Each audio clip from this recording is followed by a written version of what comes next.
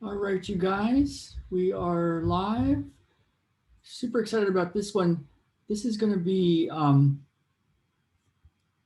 about healing the past. It's all New Year's resolution time, and it's time to let me just get this link here. It's time to do what you want to do in life, you know? So let me just copy this link, and I'm going to stick it in our email to everybody. We'll be live in just a second with everybody. Let's see. There it is. Sometimes you shouldn't have that many windows open, but I seem to. Link to follow. So there goes that. Let me just email this to everybody so that if you're on our email list, you know when we're live with these special healing shows and sessions. And here goes. Time kind of got away from me, and Jen was like, it's 10:08, Ralph, and we go live at 10:15. So sometimes you just do what you do, you know? And so here goes that. We want to do one more thing.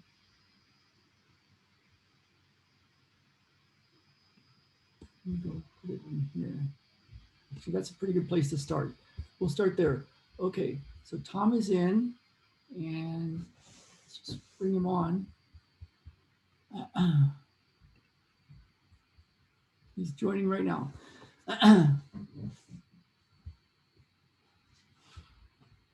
Hey, Tom. Good to see you. Hey, buddy. So, yeah, I barely got on. Jen was like, it's 10:08, and I was in the shower, and it's like, I got to get moving, man. So, but I have an idea for the show, and but of course, whatever you want to talk about, I'm putting it on Facebook these days because it seems like more people watch that instantly, and then it'll go on YouTube later, and it's gone to our email list. So people, Are you recording already? yeah, yeah, it's recording. Yep. Thanks for that. Happy New Year.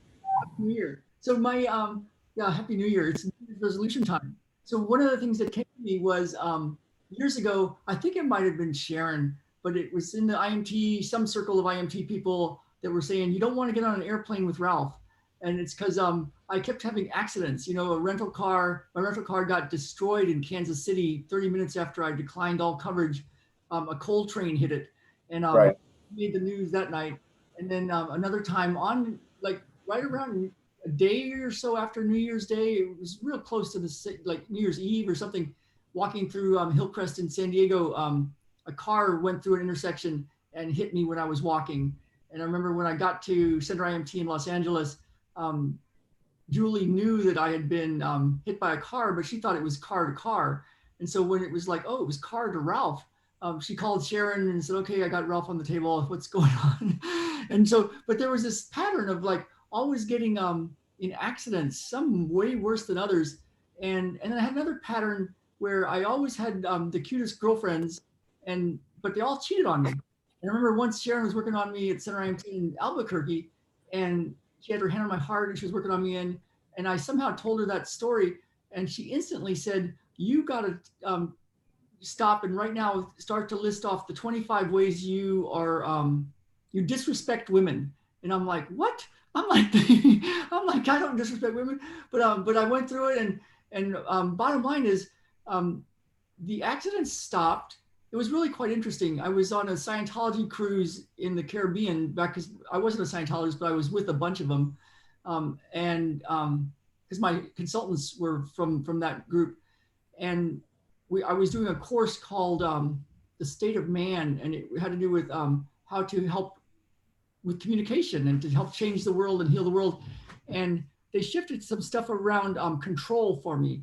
And so I really got to see what there's control, and there's really good things about control. Like you got to control your finances, and you got to control your hair, and you got to control, there's traffic signs for reasons. And I went through that, and I noticed that the pattern had shifted when I was getting on a plane in Barbados coming back to Miami, and actually going to Dominican Republic and then Miami. And I was always a person that hated cops. and I hated to be told what to do. Even though I followed all the rules, but I had this thing: a cop would pull up behind me in the car, just at a traffic light, and I would like, what does he want? And and the idea of getting searched would have really put me over like a level of like angst. But so there I was in Barbados, a little bitty airport, and they pulled me aside to search all my stuff. And I noticed that after doing that 10-day course with the Scientologist, I no longer had any angst around getting searched. And they told me if you could be, I don't know their exact words, but basically know that there are good kinds of control and let go of that control thing, that accidents go down. And so they said, in fact, they even said if you quiz people and ask them what they think about control, like the police and being told what to do and that sort of thing, that the people that have real issues and buttons around control, they will be in accidents. And you could predict it absolutely. And so, but that pattern shifted and I wasn't in any more accidents. And then when I've shifted the stuff with Sharon, the next girlfriend was Jen, and she's like, great, like that whole pattern was gone. And yet I feel sometimes the pattern can show up a little bit. Like last Friday, I was going for a run. I was in a good mood. I was thinking good thoughts, but I hit and I went down and hit my shoulder and it hurt. And I I've taken a few days off from running, and I thought, well, is that the same pattern? Or Jen was like, well, you were in your road shoes and you should have been in your trail shoes because it was like muddy. And sometimes it's just an accident, I suppose. But I wanted to talk to you about what you think about fixing the past. And Sharon in her book Body Wisdom, the first chapter was like, oh my God, if she can fix what that was, and she did. People didn't. There was no abuse in her. People didn't come after Sharon. Like, and if they did, it didn't affect her. She was she had shifted some stuff. So any thoughts around like healing the past? So many people come from failure, come from child abuse, come from all sorts of stuff, and some people succeed really big, and others don't. And yet, I want to just say one more thing about it. The thing about all those things that happened to me, I can look back now and go, my gosh, all that stuff was really for my good. In that, I'm much more compassionate, and my whole body of work is about developing a way, a kind of a virtual clinic, and work with you with the IMT clinic, and to bring healing to the world and to live a good life. It's like if I hadn't had all that stuff happen, I might not have had the drive. I might not have had the reason to fix things up. So yeah, just your thoughts on the past and fixing up things and healing and living a good. We still say that accidents like 90% of the time happen because it's a download of universal information. And sometimes you need the force of the injury to help put it into your body. Or the other part is it's the 2x4 theory. And what I mean by the 2x4 theory is, if you had this soul, well, let me step back. There's a new Disney movie out called Soul. Have you seen the advertisements for that? No, I'll look for it. Okay. I've seen this previews, but it's actually talking about SOUL, soul. So they did one on feelings about 2 or 3 years ago where there's this character, and it was like watching her head, inside her head, like rage was a character, anger was another character. Inside Out. Inside Out, yeah. So that was another good one. So I'm excited to see what they do with the soul theory. Awesome. So Ralph, you've read some of these poems that we wrote and things that we feel like, if you look at all the types of religion's a touchy word for a lot of people, but if you look at the main dogmas of religion of Catholicism, Judaism, Buddhism, Eastern philosophies, they have a couple of rules, like play nice with other people, don't kill anybody, don't take your God's name in vain type of thing, but they all have universal truths to them, right? So some believe in reincarnations, others don't, but it's almost like, if we had a contract with our universal spirit or God to come down here and learn a lesson, that may be conscious or subconscious to some people, and that's in a lot of writings out there. Then if we're not aware, sometimes you get tapped on the shoulder, and then you get tapped down, you get shaken, and then you get a 2x4 to the forehead. So, Yeah. so that's where some of accidents are woken up. And we've had clients that, we've worked with and they've had a head injury, we fix them up, and then a lamp falls on their head, and then a week later something else falls on their head. And there's some soul searching you can actually do to switch those around and change those. And it could be one child at 9 years old kept falling and hitting his head, and we had him do some imagery, and he said, oh, there's a magnet pulling everything towards us. And he said, well, can you shut it off? And then he never hit his head again. So it could be that simple of a process too. But it could be a delivery of energy as a packet sometimes, uncurling out on those pieces. And sometimes I joke to my clients saying, you don't have to be hurt to come in here. You can just come in and say hello, and you're part of our universal family also. Yeah, I've heard that before from you guys. And there's definitely part of that, like being taken care of, but you don't have to get hurt to come in and get that. So all those pieces of figuring out, if it's reoccurring, patterns do happen, and even relationship patterns do happen, right? And I like a book by Harville Hendrix, Getting the Love You Want. He was a writer in the 80s on how to do couple things together and what we stimulate in each other. And the synopsis, and he talks about how does somebody even figure out who they're attracted to. And he said from 0 to 7, it's the caricatures of all the people that took care of you during that time. So if you only had one caregiver, that person almost mirrors the spitting image of their mother or father. And if you got a collage, you don't know where all the pieces come from. So we may be attracted to lots of different energies. And some people say, well, my father was an alcoholic and I'm always getting attracted to alcoholism. And that could be true because that person who had the personality of alcoholism was your caregiver during that time. So when you really get to see your patterns, then you could adjust them and work them out at the same time. So yeah, how some people are attracted to abusive people for some reason. Yeah. So I've seen patterns shift for me, and yet sometimes you see a small version of it come back. Even so, like my recent fall was just like, wow, what's that all about? I fixed this pattern of having injuries and things. Um, and I think the best way, you think like how to fix this thing up. I've worked so much with you one-on-one, and that's like, I would say the best way, and working with me one-on-one is the best way. There's only so much time in the day. And we're both shifting more and more to working with groups, and who knows if there'll be a time when we have to let go of except just a handful of people one-on-one. But yeah, so there's different ways to do it. Somebody dealing with stuff, and it's like they want a good life, but like I'm very impressed with one influencer.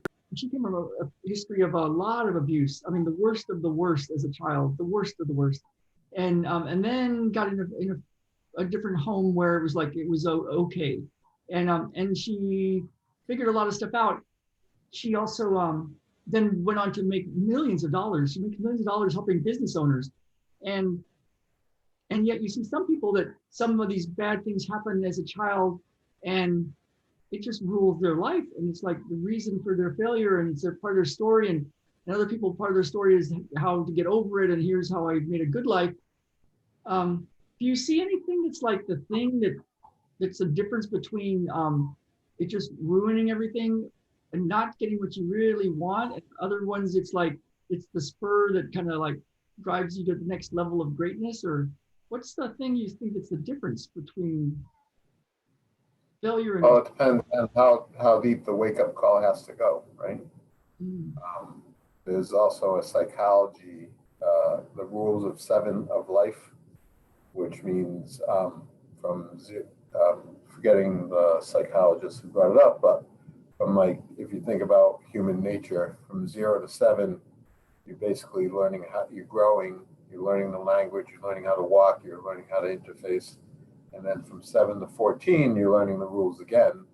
And at the end of 14, there's lots of traditions of manhood or womanhood of proving that you're an adult, right? And then 14 to 21, you go into college, you graduate college, now you're independent in society working. So 21 to 28 is a time when you're meeting your significant other, you're developing a marriage. So like 28 to 35, you may start to have kids, and now you have to teach the rules that you just learned to somebody at the first time. That's kind of questionable. Are all the rules that everybody taught me really real? And like 35 to 42, people are starting to question those things. And we also have midlife crises of where's my path and purpose on that whole process. I just had a woman who's 42 that has a very severe knee. And when we talk about the body wisdom, knees, and Louise Hay also says this, knees can be about moving forward or bending to authority or resisting authority and stubbornness. And we had a session yesterday on how she's inflexible in some of those things. And how she's reliving her younger history through raising her daughter now. And she has to teach her all these rules and resistances. And when she stood up, the knee moved 20 more degrees. So. Isn't that interesting? Because I had that experience of of just an epiphany of okay, how do I disrespect women? And I was getting IMT to my heart that those sessions, but yeah, it changed everything. That pattern was gone. It can be that simple, just like a magnet, turning it off a magnet, or just having an epiphany like that, huh?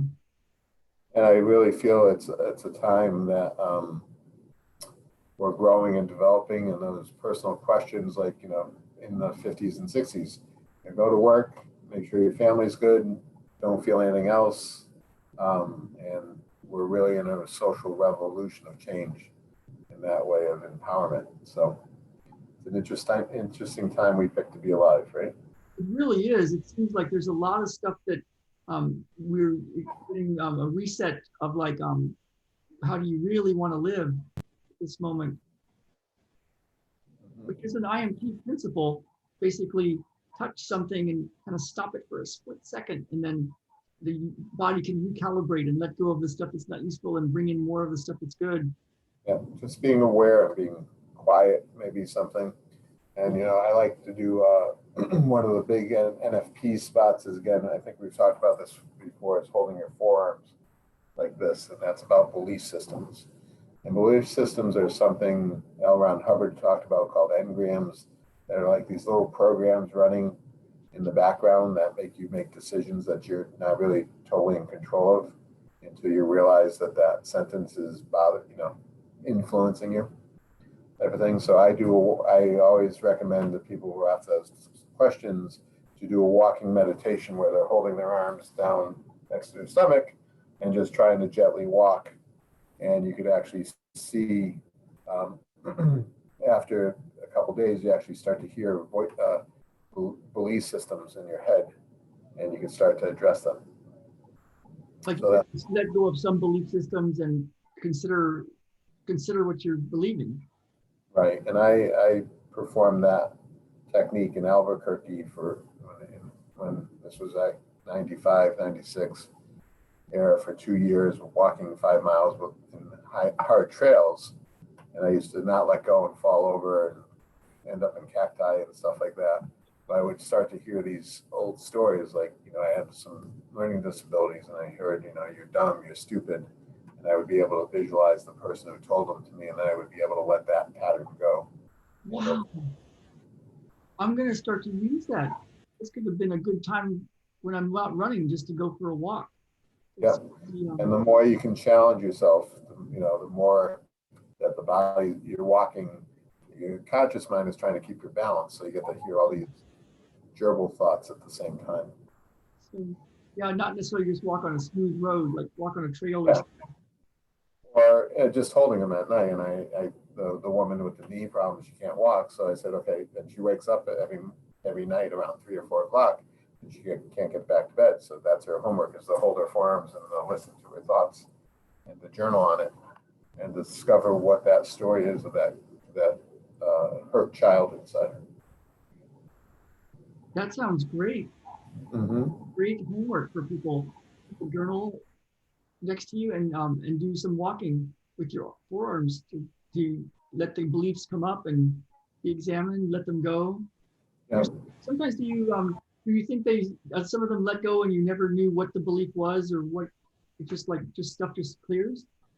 Sometimes that happens, and I know with your other work with Matrix and stuff like that, you can clear some of those processes a lot easier in the field and things like that. And more esoteric processes even have healers that take things out of your etheric bodies and your fields and can do that too. So I respect those. I don't know, of the off body stuff. I can't speak of, but I have healers that come in and talk about all those things. Yeah. And Process healing. Yeah, one of the things that I like, a lot of things I like, you saying all the things, but that stillness, because one of the techniques that I found really useful, gives the power back to the person, the client, is just to be still and to notice what's happening in your body, the physical, what's happening in your body, and just stay present to that as you, this would be a great time to do it. Just stay inside your body and notice what you're noticing without having to try to pull an entity out or to make it about this or to label it that. Just be still and notice while you do this. And you could get some epiphanies, but even so, just being in your body is like, if you feel something in your heart, it's kind of nice just to feel it. And yeah, I just want to remind everybody that when I start talking to somebody that has had any pain and sensitivity, and because from our physical therapy and traditional chiropractic areas, people come to us because they're in pain for a long time, or in even a short time. I actually tell them, pain comes in 32 flavors. And it's not just good to tell me it hurts. I have to know what type of hurt it is. Yeah. And a lot of us are so much in pain, we choose to jump out of our body. And so I have a client come in and said, how's that pain today? It still hurts. Well, I can't help you if it's just hurting and you can't describe the pain to me. That means you're not invested in your body. You're not in your body enough to perceive what it is. And sharp, dull, glassy, crunchy, burning, stabbing are some of the flavors. Or what, I generally say, if I was trying to induce that discomfort in your body, how would it feel? Like hot coffee on me or something? And that also cues you in that, okay, I may still have a pain in my neck, but now it's like glass, or now it's like a razor blade. And then you can start to peel the layers off if you can get in touch with that process. yeah, that awareness. And I really liked another lecture I went to in the chiropractic field, and the guy went up there and goes, pain is like a fire detector. And we all get annoyed when we're in the kitchen and the smoke alarm goes off and we try to unplug the battery. And traditional Western medicine is trying to unplug the battery. We're taking an aspirin, we're taking steroids, we're taking something else. But the seriousness of the fire alarm is to tell us there's smoke before there's fire.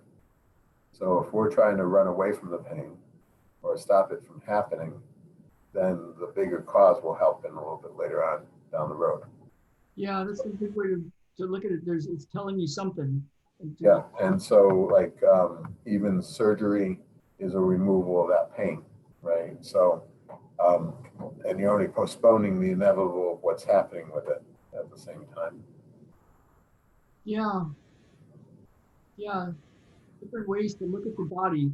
And the way we look at it isn't for everybody, but for a lot of people, if they're watching us, this resonates, like, let's figure out what's really going on and clear it. Whether it's physical pain or just life isn't going well, patterns that keep showing up. Yep. Yeah, we've got the one hand here, one hand there homework. It's called NFP. And you talked about one of them like this. There's a bunch of that in the Body Wisdom book of Sharon Gimateo. And there's one-on-one sessions, and there's just hanging out with us. So I have, one of my students brought it up to me, but we had a class called Sagittal Plane Transition Series in 2011. And if you don't mind, I'd like to read these 10 things that I we think, gave for meditation. yeah. Okay, so In fact, number one, well, I wonder if I should, no, I'll just do it like this. Okay, I'll just remember the mark on it because it'll be a nice place to put a little timestamp at some point for people. Okay. okay. Number one, these are mantras for enlightenment through an empowerment with consciousness. Okay. Number one, no negativity. Let go of negative feelings, thoughts, beliefs, and personal belongings, which are about any and every person, place, circumstance, or event. Look up the ladder of consciousness, not down. See the world from up there rather than looking up to the world above you. Watch where you place your feet on the rungs of your ladder of consciousness. Each step you take is another step up the ladder of exploration, exploring the meaning of life for you. Number two, let go of commitment of self-indulgence. Rather bestow the indulgence on mankind. Be sharing, caring, pay it forward. Provide a service to humanity and creation. When the going is tough, consider others. Be sure that you are ready to be present for others, for animals, for the world as a union of humanity and creation. Number three, let go of thinking, I know everything for others, rather know all for myself. Number four, be a contributor to mankind and the universe, be known as part of the unity, take care of your relationships with humanity, creation, planet, and the universe. Number five, the ocean, the forest, and the land must be cherished, for generations' destiny is upon us. We must promote wealth and prosperity for future generations, respect and appreciate resources for the children of the world. Do not commit crimes against humanity. Number seven, do not cause or contribute to tears of humanity, collective anger of humanity, or other collective negative emotions of humanity. Mankind and creation should not shed tears because of any one person, place, circumstance, or event. Number eight, commit to elevation towards higher consciousness. Number nine, be omnipotent. Choose yourself and the responsibility. Take ownership and accept your choices as your own. Number 10, love. Be within love. Love unconditionally. Love mankind. Love creation. Love yourself. Love your family. Be aware of biological and soul family. You are in the family of man.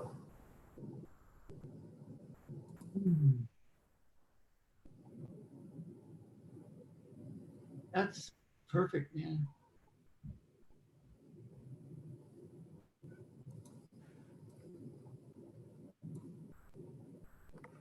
So something to start off the new year with, right?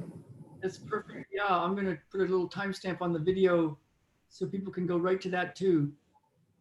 I'm going to see if I can figure out a way. Jen knows how to do this stuff to like grab that little piece and just have that as a separate video too. We'll figure all that out. That's perfect, Tom. That's perfect. Yeah. Thank you for that. That's really good. I think that's a good place to say that's good for today. Unless you have more to say. I definitely encourage people to reach out to you. Info, or let's see, www.imtwellnesscenter.com. Yeah. Yep.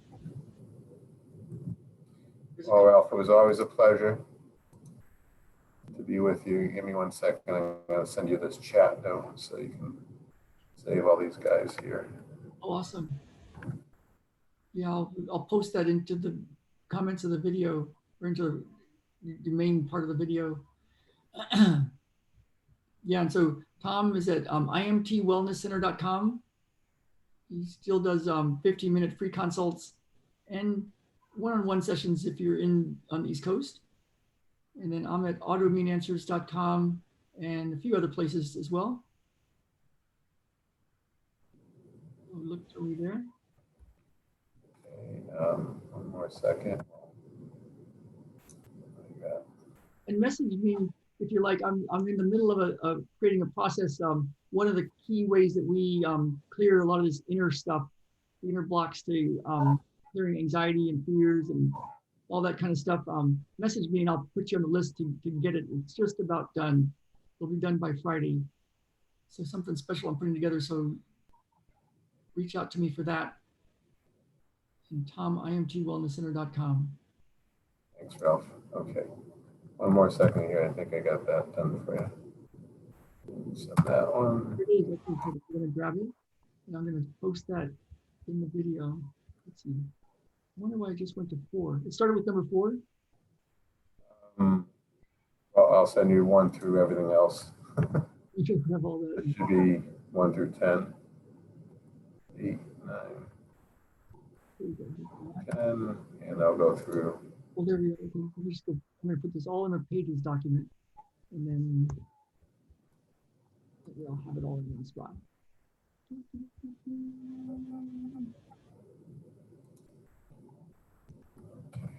Wow. All right, buddy. Okay, good to see you, Tom. Real good to see you, man. Thank you so much for that. And we'll see you next week. Hopefully, have a really good week. Sounds good. Bye. I know.